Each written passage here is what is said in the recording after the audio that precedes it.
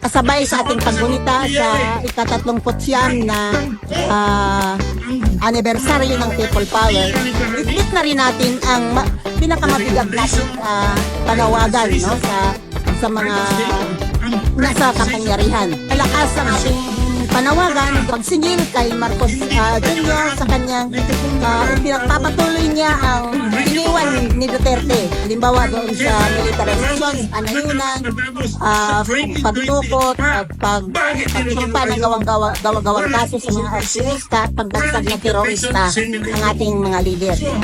At ang pagpapanagot natin kay Sara Duterte doon sa lansakang paglustay niya ng pera ng bayan sa anyo ng confidential fund. At siyempre, sa araw na ito, ang ating mga panawagan,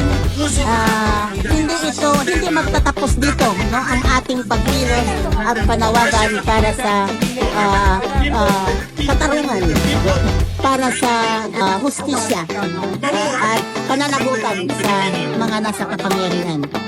At alam natin na sa samang pagkilos na katulad nito, katulad ng ating nakamit noong 1986, magtagumpay tayo sa ating Bayan Muna!